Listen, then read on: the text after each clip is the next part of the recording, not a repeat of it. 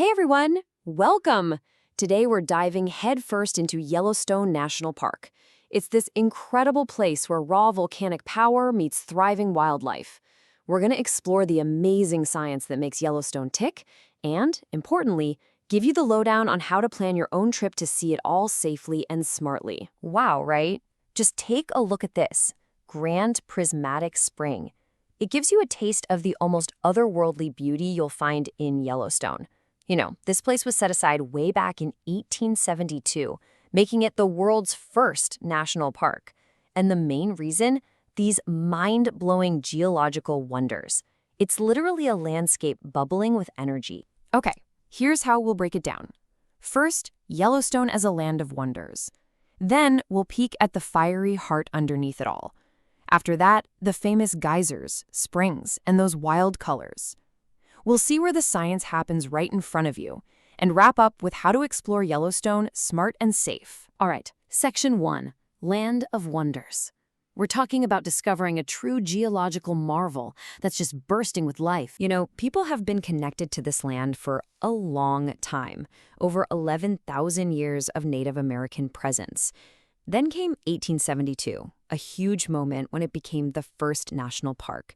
Management has changed hands over the years. The U.S. Army ran it for a while, cars were allowed in 1915, then the National Park Service took over in 1916. And ecologically, big things happened too, like bringing wolves back in 1995. It's a place with deep roots and it's always evolving. Moving on to Section 2, the fiery heart below. Let's dig into what's really driving all this activity.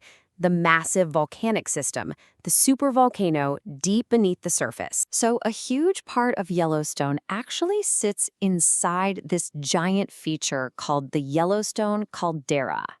Imagine a massive depression in the ground, roughly 30 by 45 miles across. It's what's left from an absolutely enormous volcanic eruption about 640,000 years ago. But here's the kicker, the gigantic magma chamber underneath. It's not dormant. It's still very much active today. And because that pool of molten rock, that magma, is relatively close to the surface compared to other places on Earth, its heat has a much bigger impact up here. That closeness is what makes Yellowstone one of the most geologically active, dynamic spots on the planet. It's the engine driving pretty much everything spectacular you see. The geysers, the hot springs, the whole shebang. Which brings us nicely to Section 3, geysers, springs, and those wild colors.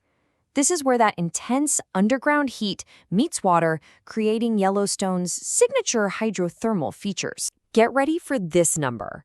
Yellowstone has more than 10,000 individual hydrothermal features.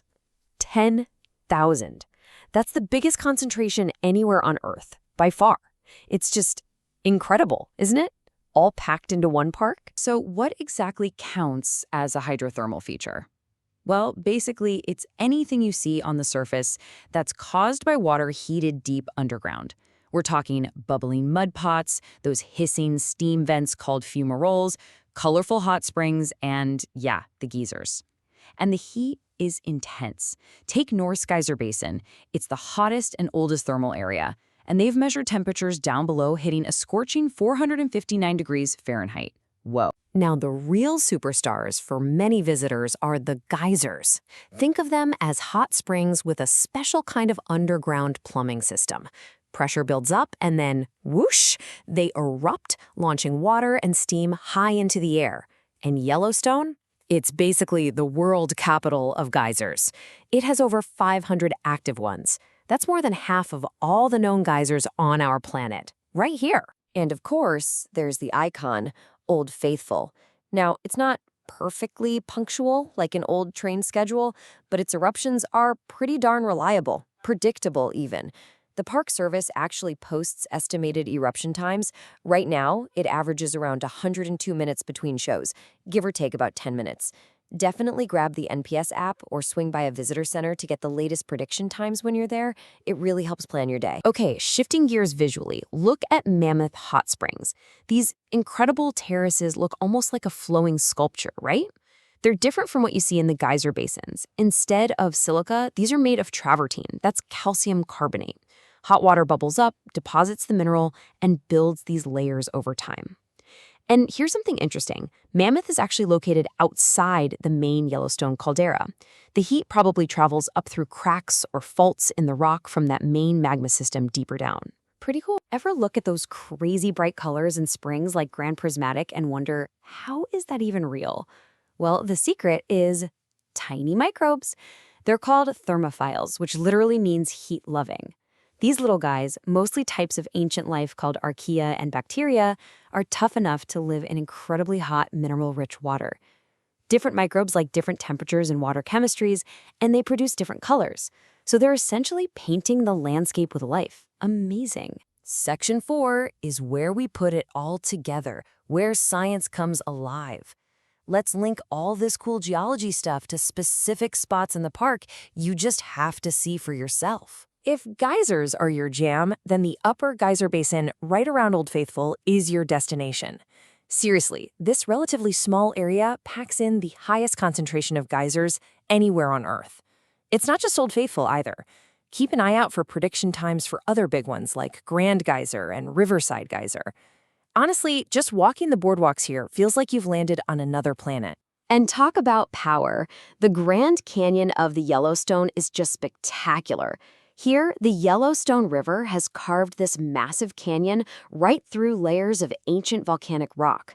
You can literally see the park's fiery history in the colorful canyon walls, chemically altered by heat and water over time. And the waterfalls? Wow. You've got the powerful upper falls, and then the massive, breathtaking drop of the lower falls, over 300 feet. The viewpoints are just incredible. Hey, remember that huge caldera we talked about earlier? Well, check this out. Yellowstone Lake actually sits partly inside it. This isn't just any lake. It's the largest high-elevation lake, we're talking above 7,000 feet, in all of North America. And the geology doesn't stop at the shoreline. Scientists have found active hydrothermal vents on the lake bottom and even these weird underwater chimney-like structures called siliceous spires. There's volcanic action happening right under the water. Now, all this amazing geology, the volcanic landscape, the vast open spaces carved out over millennia, creates the perfect habitat for an unbelievable array of wildlife. Yellowstone is famous for it. If you want the best chances for wildlife spotting, you gotta head to the big, wide-open valleys like Lamar Valley and Hayden Valley. You'll see huge herds of bison, tons of elk, and if you spend some time looking, maybe, just maybe, you'll spot wolves or bears.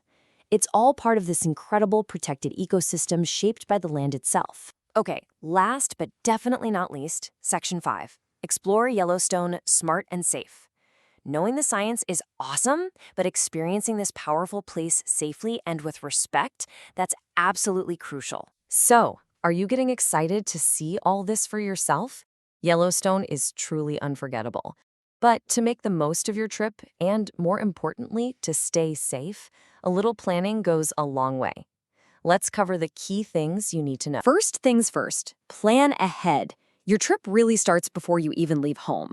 Make the official Yellowstone website, nps.gov/yell, your best friend, and definitely download the NPS app. These are the places for up-to-the-minute info on alerts, road closures, what's open, ranger programs, everything. Remember, roads close for winter, usually starting around early November, and they open back up gradually in the spring, usually late April into May. Always expect potential delays from weather or roadwork. Here's a big one. Yellowstone is super popular. You need to book your lodging or campsites way in advance, like months, maybe even a year out. Seriously. And finally, you'll need an entrance pass, either the standard $35 weekly pass per vehicle, or think about getting the America the Beautiful pass if you visit other national parks too. Okay, wildlife safety. This is non-negotiable. Know these distances by heart. For bears and wolves, you need to stay at least 100 yards away. Think of a football field. That's the kind of distance we're talking about. For all other animals, including bison and elk, and listen, bison injure more people than bears do. Keep a minimum distance of 25 yards. When you spot wildlife, use the designated pullouts along the road.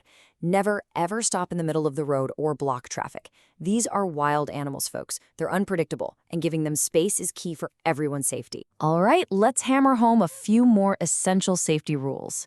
When you're in the thermal areas, the geyser basins, hot springs, stay on the boardwalks or marked trails. No exceptions.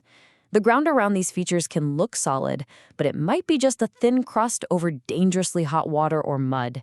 It's incredibly dangerous for you, and walking off trail damages these fragile natural wonders. Also, never ever feed or try to get close to any wildlife. It's bad for them, it's dangerous for you, and it's illegal. And remember, this is bear country. The best practices? Hike with other people. Make noise now and then. Talk, clap, sing, let bears know you're coming. Carry bear spray where you can easily reach it. And, this is critical, know how to use it correctly before you need it. Practice. And always store your food securely so you don't attract bears or other critters. You know, a sight like this, these massive bison just casually walking through a steaming landscape, it really sums up Yellowstone, doesn't it? It's wild, it's powerful, it's constantly changing. It's a powerful reminder of the untamed nature you get to experience here. So there you have it. Yellowstone really is this incredible living laboratory, a place that's always in motion, sometimes even a bit dangerous, and truly a treasure for the whole world. We all have a part to play in protecting it. So go explore it, be filled with wonder, absolutely soak it all in, but always do it with respect for the place and with safety as your top priority. So, the question is, what amazing things will you discover on your Yellowstone adventure?